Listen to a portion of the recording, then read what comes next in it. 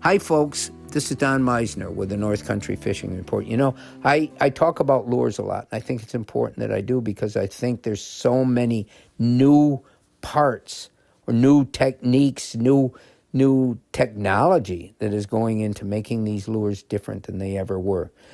It can be very confusing, and obviously we can fall into hype very easily.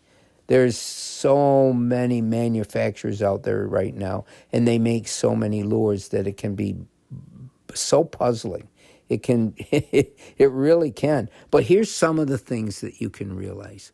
Number one, lures. Every company makes a bunch of lures, and they all might look very similar. And I'll tell you what, I bet you they all work. We might see an ad on TV or watch a fisherman using it, some famous fisherman, and he'll make out like that's the only lure that's really going to work. Well, he's getting paid to say that in most cases. But you're pretty well, you're fine if you choose what looks good to you in the different type of lures. Now, there's soft plastic lures. There's hollow, hard plastic lures. There's spoons, which are made out of metal. There's spinners. And every one of them will work under certain conditions. And if you can learn about those conditions, that's fine. One of the things that I have discovered, though, with soft plastics, and we do talk an awful lot about those, but they have become more and more sort of the baseline that most fishermen use. But there's big differences in the type of plastic that's being used. So let's take one lure. Let's take a soft plastic lure that's a replica of a crayfish. It's molded to look just like a crayfish with its little pinchers and its tail. And crayfish always move backwards in the water. They don't go forward. They scuttle backwards. And that's something a lot of people might not know. But there's plastics now that float. There's other plastics that sink. There's some plastics that are so dense that they're heavy and they're full of salt. Every one of them, let's say you've got a crayfish replica like we were talking about, they might look just the same. The dense plastic and the floating plastic, they'll look alike.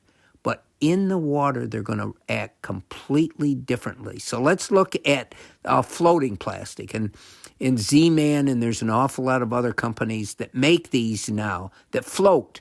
Well, that might be wonderful in most cases. But in that crayfish, you're going to need weight to get it down where crayfish live, which is on the bottom. So you got to use a jig head with that.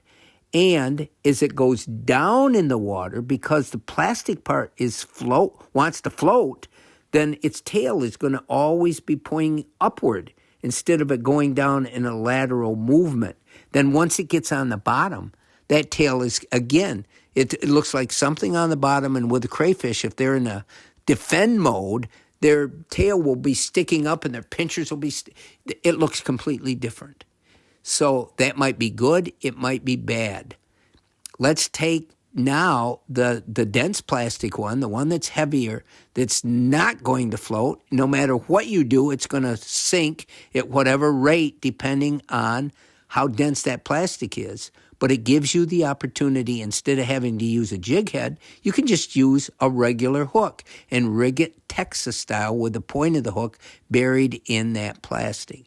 Now, the advantage of that is that it will sink down like that. You don't have a weight on the bottom that's going to make you snag more. That's a disadvantage. So by hooking it Texas style, you might be able to fish in covered places that you would have more difficulty with a jig head. But once it's on the bottom, instead of having its tail up, now it's going to go along the bottom just with it flat. And that's a different posture.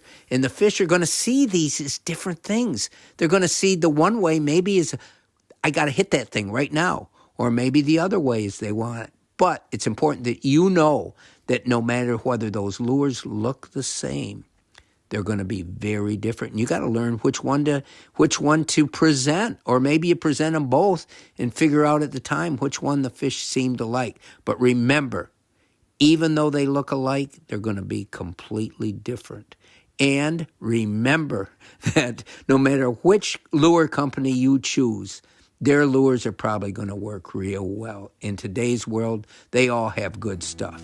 Until next time, folks, this is Don Meissner with the North Country Fishing Report.